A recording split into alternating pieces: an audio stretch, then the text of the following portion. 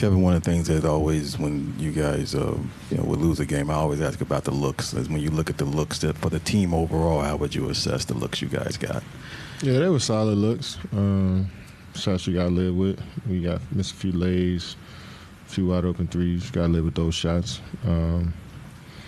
They took 13 more shots than us and was more efficient than us. That's the game.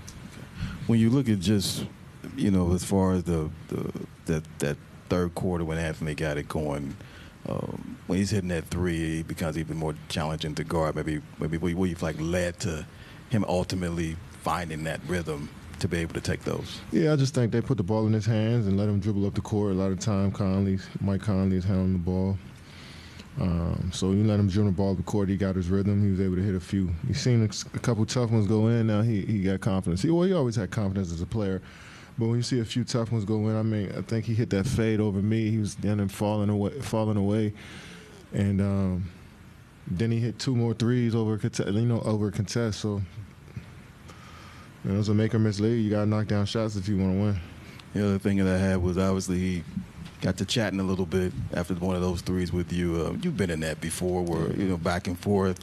How much of that is just playoff basketball? Yeah, it's just basketball. Not even play, it's just hoop, You get hot, you make shots, make tough shots.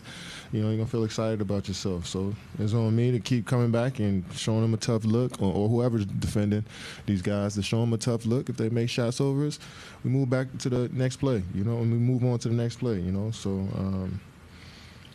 he got it going. He made some tough ones. You just gotta live with it and be better next game. Everyone knows Minnesota's a physical team. It felt like you guys matched that intensity early on. Do you agree with that sentiment? Yeah, I do. And I think sometimes we might have fouled too much there at bad times, trying to be physical. But we'll figure it out. The rest are letting us play, and it's the type of game we want. What's the tough part of finding the balance between the mismatches that you guys want to attack, but at the same time keeping a rhythm offensively and keeping the ball moving? I think that is our rhythm, is when we find mismatches, is we break down the defense and try to create for others, break our man down one-on-one and make the extra pass. That's when we get our blender going, where everybody's touching the ball. So we got to mix it up, obviously, and play different styles. But for the most part, we like breaking our man down and trying to create something for ourselves or our teammates. When you look at Book, obviously he's been a great playoff performer, had a rough night tonight. What did you see as far as what the Timberwolves were doing to try to take him out of it? Well, I just think he missed some tough ones, some easy ones that he normally makes. And, I think he can be more aggressive to shoot more shots in the first half. But for the most part, he's trying to play the right way, trying to play hard. And he got us going there in the third by making a couple shots, So I'm not worried about Book. I think he's going to come out here and have a great game too. To your point about missing shots, it felt like you guys missed some close ones around the basket as well, just a similar thing as far as what you always talk about with make or miss. Yeah, we just got to be more focused and finish those plays, and I think we will. Kevin, Frank Vogel just said, too, he feels that this is a good chance to go through adversity, and really this is your first time going through this together as a team. What did you learn about yourselves tonight in Game 1? I think we've been finding out lessons about ourselves throughout the whole season. I know it's playoffs time and it's high-pressure moments, but we've been together for 5-6 months now, so we understand who we are as individuals. We've been in tight games before.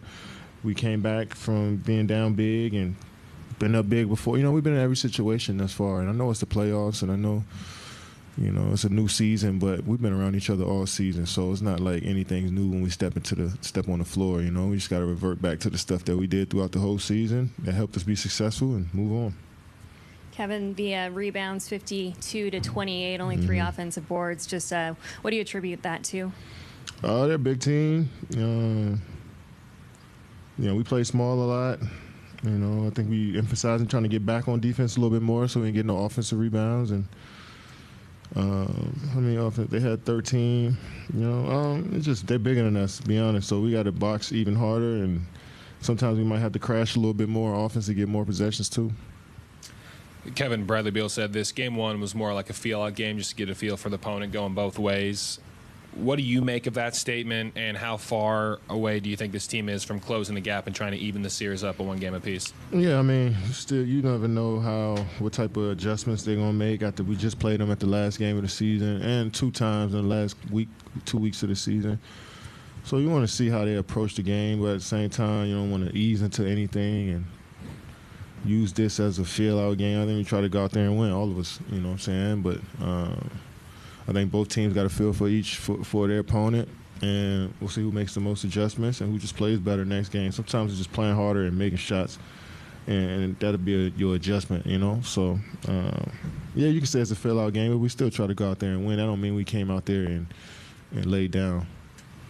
Kevin, when you look at just the 2 days in between, some series they try to, it's like only 1 day in between games. How big will that extra day be in terms of getting ready for game 2? It'll be cool. I mean, I'm sure the guys want to get out there as quickly as possible, but we understand the TV scheduling and all that stuff that goes into the playoffs. So we try to stay ready and stay engaged regardless. And the NBA throws everything at us, man. So we just got to adjust, you know. So we'll be ready game 2. Thanks, man.